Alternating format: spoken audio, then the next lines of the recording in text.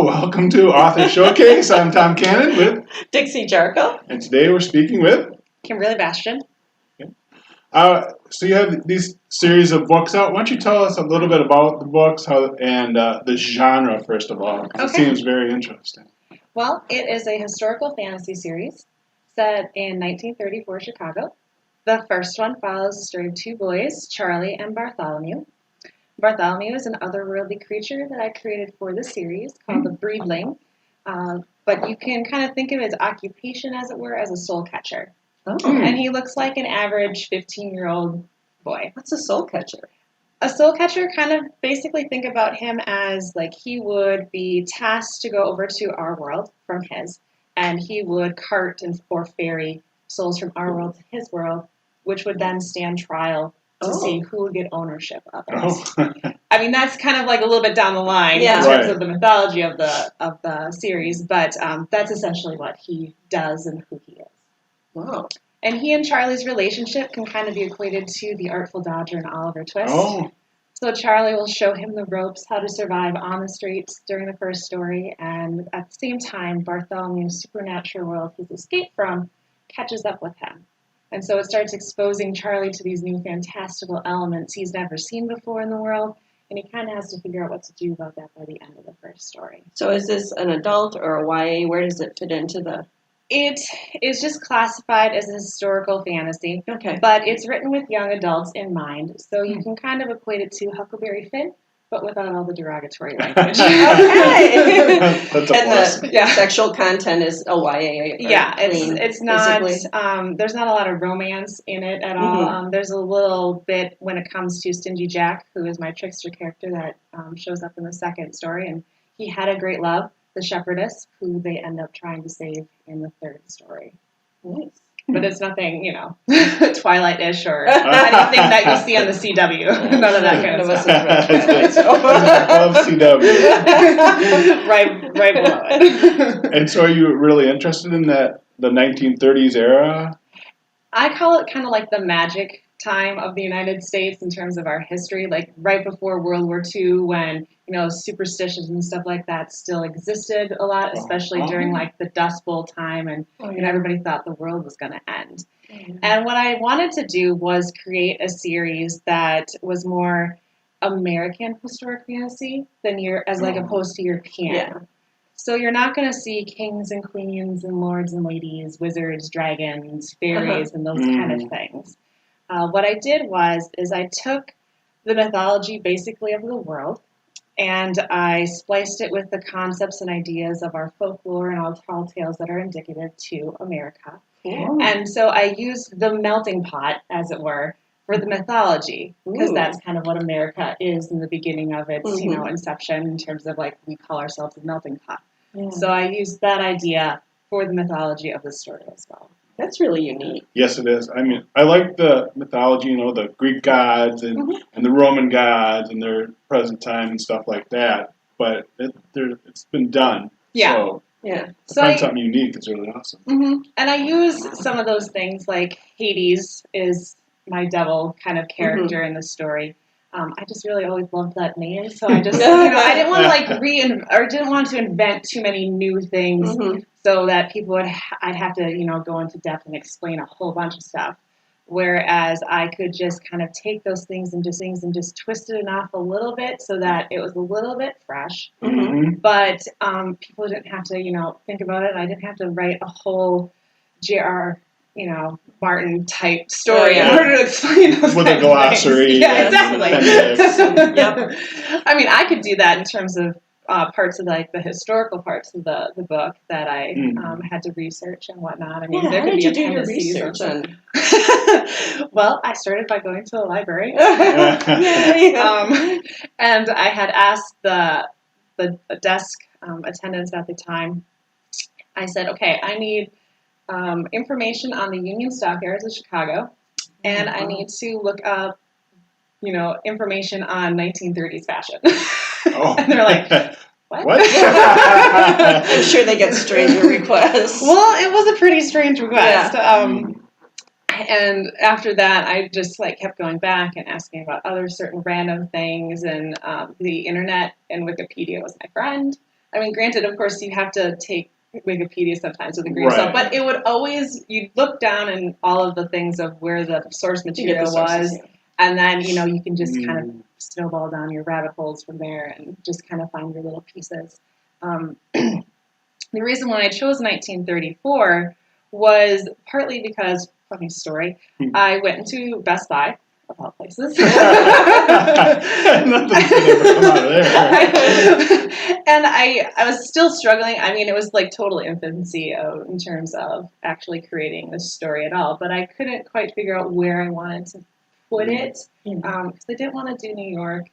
I've never been to New York. I know nothing about New York. Yeah. And everybody does New York because it's big and has a lot of rich history. So I wanted to try to do something a little bit closer to home, and Chicago had always been really fascinating to me, and Al Capone and all those kind of different characters that the city has. And so I went over to the HBO section of the DVDs, and sure enough, there was this show called Carnival, which was short-lived, only 2 seasons. And right on the back of the first season cover, it says Dust Bowl 1934. And I was like, there we go. I'm going to use the Dust Bowl of 1934 somehow. So I did more research on it, and I learned that in May of that year, the Dust Bowl storm blew up to Chicago, and it rained ash for 2 days. Wow. And a few days later, it had blown the topsoil over to New York, and it had rained red for like a day or a few hours or something like that. So I thought, that's so cool because superstitions are high at that time. I will use that kind of supernatural-ish event to bring my supernatural characters into the city of Chicago. So where did the idea for this come? What was the flash that I got this idea and it's gonna be a 9-book series. It is gonna be a 9-book series eventually. I only get 3 right now. It would be Stingy Jack. He is actually the reason why we have jack-o'-lanterns. His legend goes that when he was alive, he was, kind of a swindler, and he tricked the devil twice. And in getting out of those deals, the devil had promised not to take Jack's soul. And so when he died, because he had this deal with the devil, and because God thought he was such an unsavory character, he wouldn't let him into heaven. So he was forced to wander eternity as, a spirit, and the devil had carved out a turnip, which, of course, would be indicative to Ireland, and put a piece of coal in it to kind of, use as a lantern to light his way. And then when the immigrants came over here to North America, which, of course, pumpkins are native here, they used those, and they became the jack-o'-lantern that we know. And I always thought, well, how has nobody done a story about Jack? Why has he been wandering, or what has he been doing, why he's been wandering the earth for, the last 2 to 3 centuries? But I actually had discovered him when I was in speech class, and I was doing an informative speech on Halloween. And for 5 years, I sat on that idea until one day, after I had a kind of horrible run with my first, out-of-college job experience, all of a sudden Jack was sitting at a bar, talking to this bartender, telling him all his problems. And I was like, oh, hello. And we just started So going. is there a lot of humor in your... No, actually there is not as much cheeky humor as one might think. But Jack started out very cheeky. Yeah. Probably because more or less to help me feel better. To get me in a good mood to be like, hey, let's go. But he is a very complex and interesting character. And sometimes I feel like he's the hardest one to write. And yet at the same time, he's like the easiest one to write. Because he's the most fun. Yeah. But to get him right, to bring it up that level. The balance has to be right there. Mm-hmm. So what is your writing process like? Do you work full-time? Are you retired? What is... Yes, I have a day job. Then that's very interesting. I still have a day job. Because we have day jobs too, so we're interested in how you fit this in. And always will. Yes. Well, it's been, I don't know, I don't even know how I do it sometimes. So you don't have a set time that you... I try, if we're not using this year as an example, this year doesn't count. I'm basically on sabbatical this year. I started out by writing basically all 3 stories. I had a monstrosity throughout that first summer of 200,000 plus words, Wow. which of course equated to 3 different stories. It wasn't just one massive one. Right. So I had gotten some advice after kind of, doing the query thing, sending it out, because you don't know when you're starting at all. You don't know the rules. You don't know anything about how it works. You just, not that I thought, oh, I'm going to send this and somebody's going to pick it up kind of thing, but it was just kind of to see what would happen. And someone had suggested that it probably was 3. And so I looked at it again and I split it up. The first book was only about 5 chapters of what was there. And then the other 2 had about 10 each. And I actually started, because Jack was the first one who talked, I started with book 2, with the scene, which is now the second chapter of book 2. Went to book 3, and then realized I had a problem. Well, how did Bartholomew get to our world in the first place? So then I went and started writing number 1, which was only 5 chapters at the time. From there, I just kind of kept diving, and I spent at least 1 for sure good hour on the story every day. Wow. Sometimes it could be 4, impressive. Sometimes it could be 8 if it was the weekend. I would stay up, till late hours of the night. I just tried to fit in as much as possible. And of course, again, it's all trial and error. I published the first one under a different name with a different company. Again, trying to learn and figure out how it works. And it was originally in present tense. Because the people at the company had said that my dialogue was super great, and they were wondering if I was a screenwriter, because it just flowed really well. And they had suggested that I change it to present tense. I was like, okay, you know more than I do. I'll rewrite this whole... You're giving me the advice. So I rewrote the whole thing. And then in doing that, I rewrote the second one, the third one. And then I started out the fourth one that same way. And so obviously nothing was happening. I think I had it out for about 2 years before I figured, well, this isn't working. That is so much work. Yeah, it was a lot of work and a little bit of money. And so I had ran into my friends from Minneapolis, and they had been to an event that was being hosted by Wise and Creative Publishing, and they had thought that I should get in touch with them. So I got their business information from them, and I was just slightly despondent about the whole ordeal that I had just gone through. I was like, yeah, I don't really feel like this right now. Yeah. So I just sat on it for a year until I was like, okay, if I'm going to do this, this is my shot to try it one more time and see how it goes. So I got in touch with Amy, who's one of the co-founders there, and she was fantastic, and we had a great conversation. I went up to their office a few weeks later, I think, and the conversation we had was fantastic. And the first thing that my project manager had said, so why present tense? Oh, really? Oh, great. Yeah. She's like, because that is unusual, yeah. It is. Not many stories are written that way. And I was like, well, because I got some bad advice, I guess. And so what I did before we did anything on the project was I redid the whole thing in past tense. Then I proceeded to do the thing for the second one and the third one. My fourth one, unfortunately, what I have written for it is still in present tense. So I'm going to have to re-overhaul that entire piece of work when I'm up to get into that part. And so I've just been, for the last about decade or so, just kind of balancing, trying to get everything where it is. And now I have the 3 so far. And you do a great job of promoting. Tell us a little bit about how you decided to promote and what you do. Well, again, also trial and error. Yeah. Trying to figure out what events worked. I started doing just, little book events, here and there, stuff that we could get into, until I decided, well, maybe I should try a Comic-Con, see how it goes. My genre fits in with the atmosphere of the floor, and I thought, it could be fun.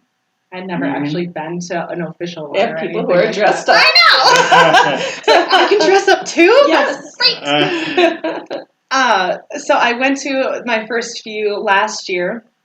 Milwaukee and Madison were my first two with a small organization called Mighty Con, and they were fantastic. I enjoyed myself immensely, and so then I basically tried to do nothing but cons for the rest of the year. My mom and I, who is also an author, we kind of go to book events together when we can. Of course, she can't go to Comic Con because her genre is not the same and it doesn't play in that sandbox. Yeah. But we went out to South Dakota's book festival out in Deadwood a few years ago, and it was phenomenal.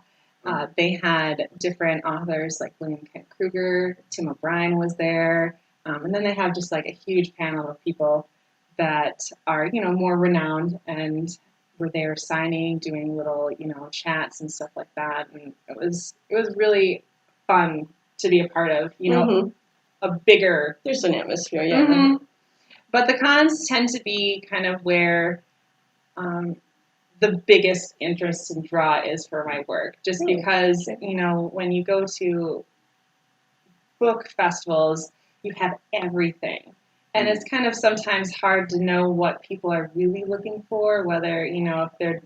And I tend to, when we go, be like one of the only ones that have this kind of genre at those events. It's more, romance or local type stories or historical fiction or mystery is a really big one that we see when we go to some of those events. So I really have found that in person, of course, always works best because you can show your excitement and be excited about it.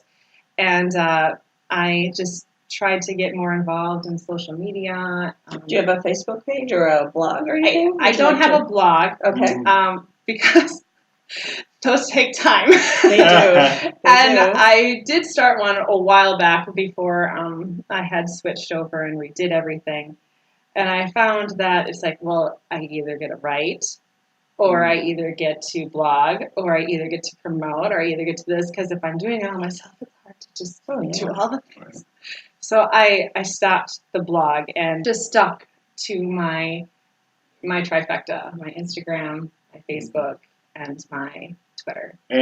But it's not your name, it's Element Odysseys, which is the series title of the books. So on Instagram and Facebook. The Element Odysseys. And while we're on the subject, why don't you give the titles of your book so I don't screw them up, and tell people where you can find them. Okay. The first one is called The Breedling and the City and the Garden. The second one is The Breedling and the Trickster. And the third one is The Breedling and the Shepherdess.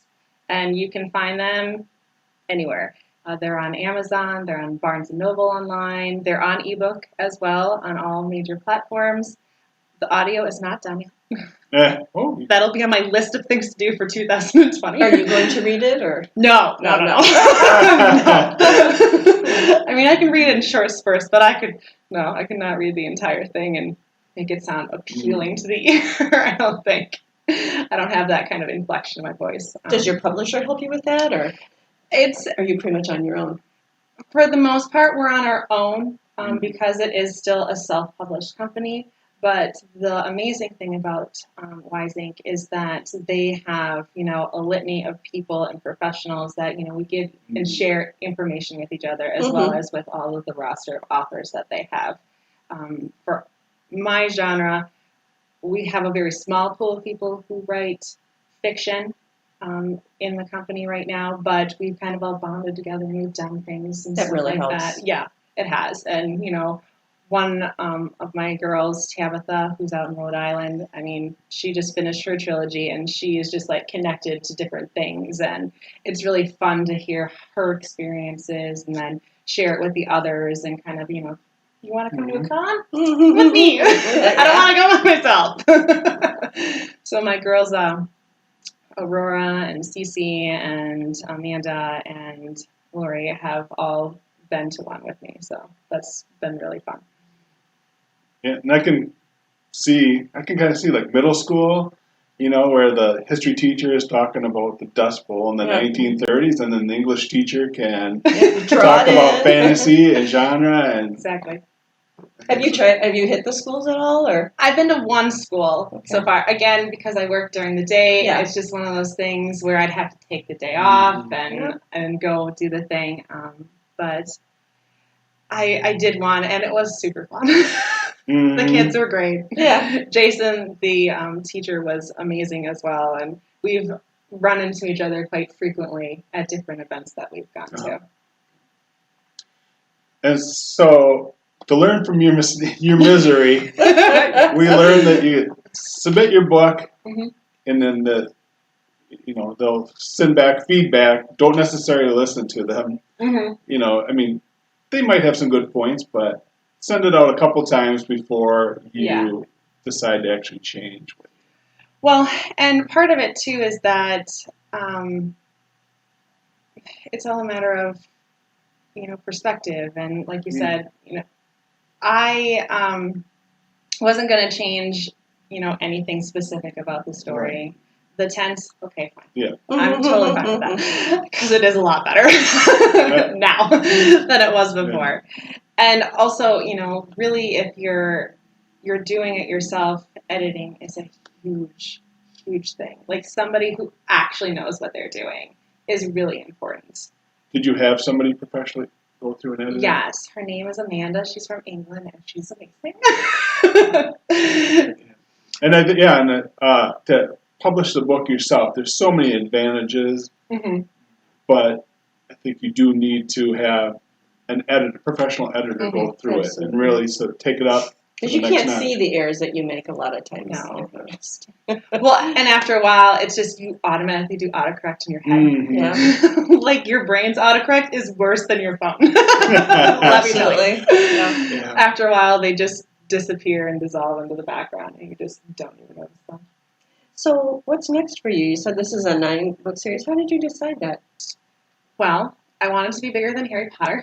Okay, so you're setting the bar a little high. And I liked the concept of Star Wars and how they have the 3-part trilogy within the 9-part saga kind of thing.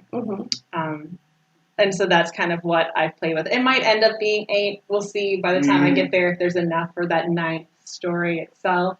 I'm not quite sure because that part of the series is slightly vague in terms of what will happen. I just kind of have... do you know what's going to happen? You have a pretty good idea? I have, totems. I have benchmark spots where I know where the characters are going to go to. It's not necessarily what happens in between them is not quite what I know yet. And I do have the ending written. It was one of the first things that I actually did within that first year that I wrote the series. So would you say you're a pantser or a plotter? How do you fall in there? A pantser is somebody who writes by the seat of their pants, and a plotter has it all kind of laid out. I'm probably a little bit of both. I was going to say, you have to be at least a little bit of a plotter to have 9 books and make sure there's an arc and you give your benchmarks. Yeah. And part of it is if it gets stuck, I don't have writer's block, I just hit a history book and be like, okay, so what's happening at this time around this area? What can they be involved in? Because I equate it to all the characters are like Jack and Rose in Titanic, but the setting itself is real. So they can just move fluidly through what's going on at the particular time. So when the characters return in book 4, they will be time jumped into World War II. Oh, wow. So it's about a 7-year time jump between the third, technically the second one and what the 4th one will have. So, in big events, that's when people do big things. And if you have a strong enough character, then they... Yeah. That was very profound. Well, there is something about putting them in a... When you're going to have the story go and the conflict and the characters, then why not put them in something that's also big and interesting? And in doing that, I kind of wanted to do certain things that aren't necessarily spotlighted or showcased a lot in terms of our history itself. So I put my characters in the Pacific theater instead of the European one because just recently, I feel like more stories have come out from that side of World War II. And then I do another group. I kind of call it my Empire Strikes Back, Two Towers scenario, because all the groups are split up. So there's 3 different groups that will have following in the next story.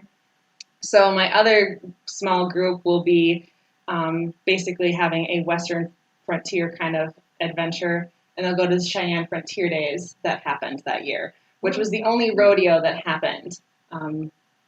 President Roosevelt said, no, please, you need to do this, because it was a really big event. And yeah, so like all those little small details that you wouldn't necessarily get to know. And I do get involved in the internment camp situation that happens during that time as well. One of the characters in that group, a young girl, her mother is at Heart Mountain at the time. So she's going there to try to get her out, kind of thing.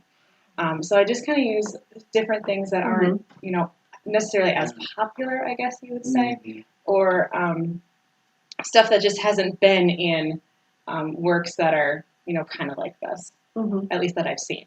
I mean, I'm sure there are, but there's so many books to get to. Do you read a lot in your genre? And I do.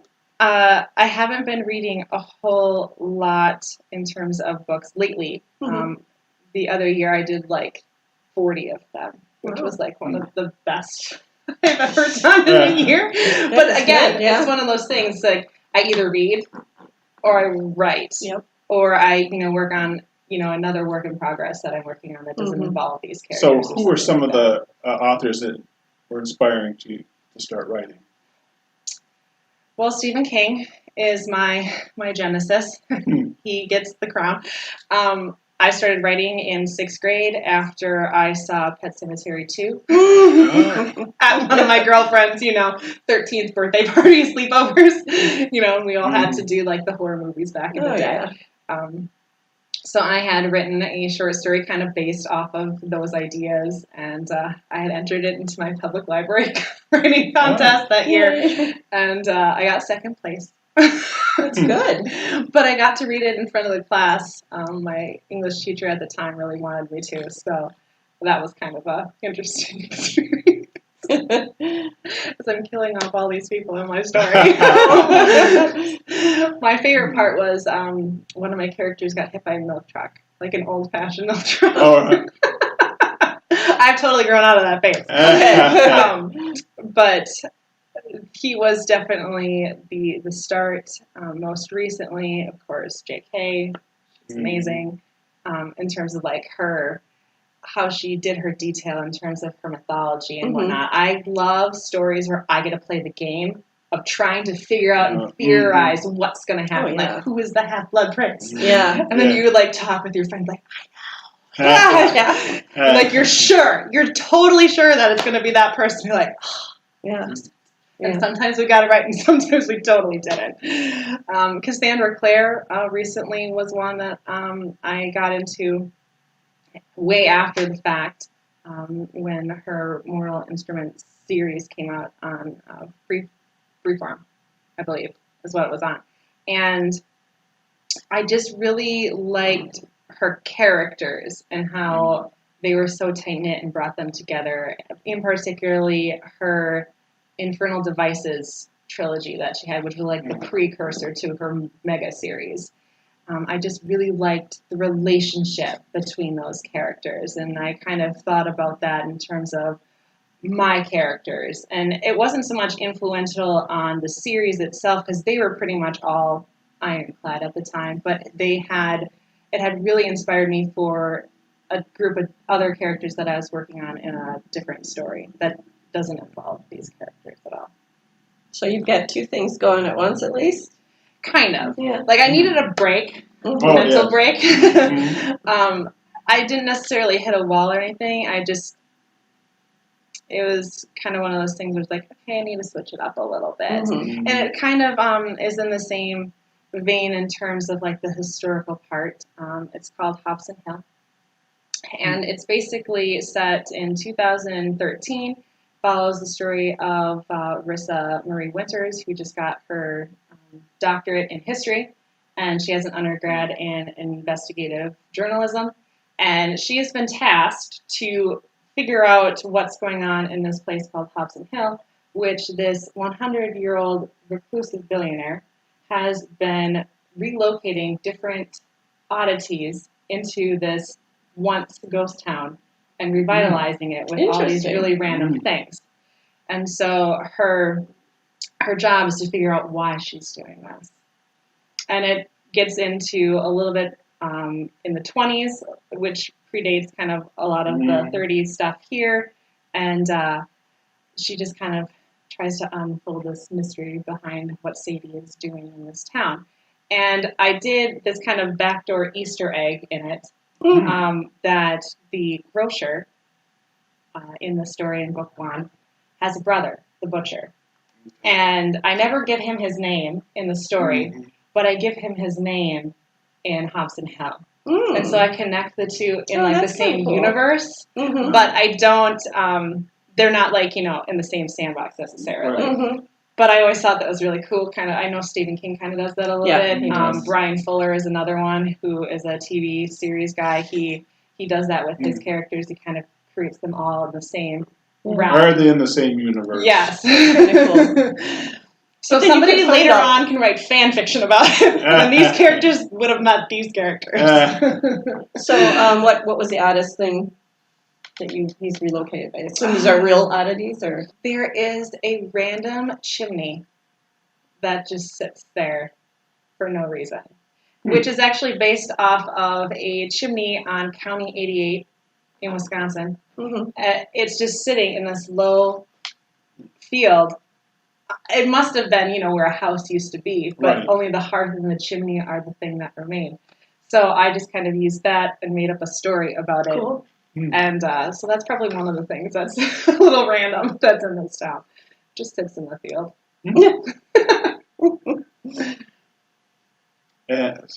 Are you always going to think you're going to write historical fiction? Or are you going to try I'm something not sure. Right now, it's kind of the place where I like to play. And with history, you can always move so easily. Like I said It's like before, a backdrop almost. Yeah, like I said before, it's just, if I got stuck somewhere or I needed to get my characters from here to here, but I didn't know what was going on between those two, I could maybe find something that they could just be a part of. Or just kind of use, like in Hobson Hill, there's these 3 silos that are really in Colorado, but I take their story and I just rehash something new based off of what they are, kind of thing. So that they all have this ground in reality, kind of certain scenario. I don't know, it just gives it more of a kind of a fantasy element life of its own to that particular object. So what advice would you give to a new writer just starting out? Best advice is to write. And just keep writing. Because, I don't know how to pronounce her name, and I'm sorry. Diana is her first name, and she's the woman who wrote the Outlander series. Oh, yeah. I know, it starts with a G. Garvin. I know, I apologize. So bad.